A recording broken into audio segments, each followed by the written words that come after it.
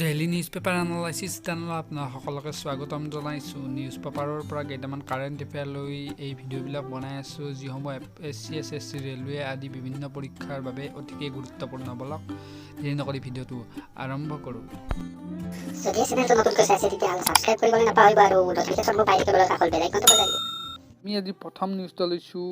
প্ৰথম নিউজটো প্ৰথম বিস্তাৰ বাতৰিত প্ৰকাশ পাইছে। Plan to translocate Assam tiger to West Bengal, যিটো লিখিছে ৰিভাশিছ ঠাকুৰে।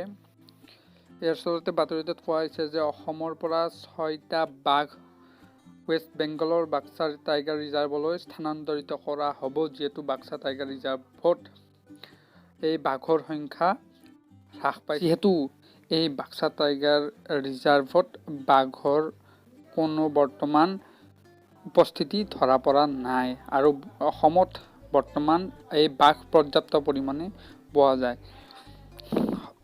ইয়াৰ লগত সংগতি ৰাখি কেইটামান প্ৰশ্ন আহিব পাৰে, সেইবিলাক আমি আলোচনা কৰি লৈছোঁ। অসমৰ পৰা ৱেষ্ট বেংগললৈ লৈ যোৱা হ'ব 6টা বাঘ। অসমত অভয়াৰণ্য কেইখন আছে? অসমত আছে 5খন নেশ্যনেল পাৰ্ক। সেইকেইখন হৈছে কাজিৰঙা নেশ্যনেল পাৰ্ক, মানস নেশ্যনেল পাৰ্ক, ওৰাং ওটাং, ডিব্ৰু-ছৈখোৱা আৰু নামেৰি নেশ্যনেল পাৰ্ক। আনহাতে ৱেষ্ট বেংগলত বহুতকেইখন আছে, তাৰ ভিতৰত বাক্সা টাইগাৰ ৰিজাৰ্ভ এখন, যিখন জলপাইগুৰিত আছে, আৰু কেইখনমান আছে। এইকেইখন হ'ল সুন্দৰবন। সুন্দৰবন অতিকে গুৰুত্বপূৰ্ণ, বাঘৰ বেংগল টাইগাৰৰ কাৰণে বিখ্যাত। তাৰপিছত Jaldapara National Park, Gorumara National Park, Neora Valley National park.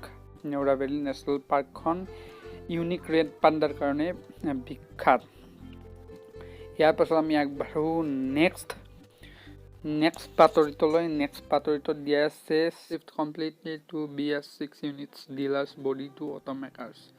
Dealers body অৰ্থাৎ ফেডাৰেশ্যন অফ অট'মোবাইল ডিলাৰ্ছ এছ'চিয়েশ্যনে অনুৰোধ কৰিছে যে সকলোবোৰ অট'মোবাইল BS6লৈ আপগ্ৰেড কৰাৰ কাৰণে, যিটো আমাৰ সুপ্ৰিম কোৰ্টে ডেডলাইন ধৰি দিছে 1 এপ্ৰিলৰ 1 তাৰিখৰ পাছত BS4 যি আছে বৰ্তমান, সেয়া বিক্ৰী আৰু মেনুফেকচাৰিং বন্ধ হ'ব 1 এপ্ৰিলৰ পাছত।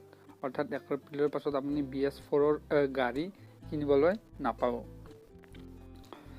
কি এই BS4, কি এই BS6, আহক অকণমান ডিটেইলছত জানি লওঁ। BS শব্দৰ ফুল মিনিং হৈছে ভাৰত ষ্টেজ। বৰ্তমান চলি আছে ভাৰত ষ্টেজ 4, আৰু এপ্ৰিলৰ 1 তাৰিখৰ পাছত selling and manufacturing of BS4 vehicles will stop. এয়া সুপ্ৰিম কোৰ্টে এটা নিৰ্দেশ জাৰি কৰিছে। BS4 প্ৰথম আৰম্ভ হৈছিল 2000 চনত, BS2 ইন্ট্ৰডিউচ কৰা হৈছিল 2005ত, BS3 2010, আৰু যি BS4 বৰ্তমান চলি আছে সেয়া কৰা হৈছিল 2017 চনত। আৰু BS5টো বৰ্তমান আমাৰ ইণ্ডিয়াত সেইটো স্কিপ কৰা হ'ব, যিহেতু BS4ৰ পাছত ডাইৰেক্ট BS6লৈ আমাৰ আপগ্ৰেড কৰা হ'ব আমাৰ বাহনসমূহ। এই BS6টো কি? BS6 বেলেগ একো নহয়, ইঞ্জিনত কিছুমান সাল সলনি কৰা হ'ব প্ৰদূষণ ৰোধ কৰাৰ কাৰণে। যি বৰ্তমান BS4 চলি আছে তাৰ পৰা BS6লৈ আপগ্ৰেড কৰা হ'ব, ইঞ্জিনসমূহৰ কিছু সাল সলনি কৰি, যাতে প্ৰদূষণ কম হয়। ইয়াৰ পাছত আমি নেক্সট বাতৰিটোলৈ। নেক্সট বাতৰিটো হ'ল Lui Ngai Ni festival celebrated at উখৰুলত লুই নাগাই নি ফেষ্টিভেল পালন কৰা হৈছে। কি এই লুই নাগাই নি ফেষ্টিভেল? লুই নাগাই নি ফেষ্টিভেল হ'ল মণিপুৰত পালন কৰা এটা উৎসৱ। অকণমান ডিটেইলছত জানি লওঁ এই লুই নাগাই নি ফেষ্টিভেলৰ লগতে বিভিন্ন ধৰণৰ মণিপুৰত পালন কৰা ফেষ্টিভেলৰ বিষয়ে। লুই নাগাই নি ফেষ্টিভেল হ'ল এচিড উইং ফেষ্টিভেল, অৰ্থাৎ শস্য ৰোপণ কৰা এটা উৎসৱ। এয়া পালন কৰা হয় মণিপুৰত।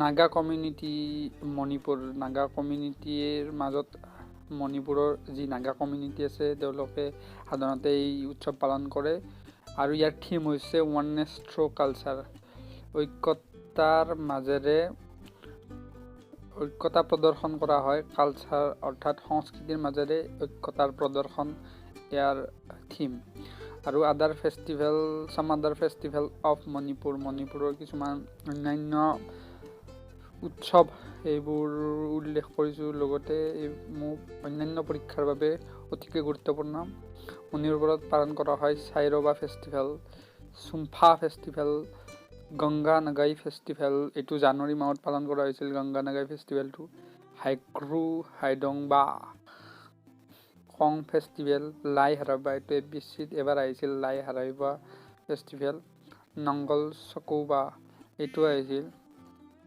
কাট ফেষ্টিভেল য়াওচাং ফেষ্টিভেল বিভিন্ন ধৰণৰ ফেষ্টিভেল তো বন্ধুসকল আজিৰ ভিডিঅ'টো ইমানেই আছিল গুৰুত্বপূৰ্ণ কাৰেণ্ট এফেয়াৰ্ছ লৈ কাইলৈ আকৌ লগ পাম গধূলি 8 বজাত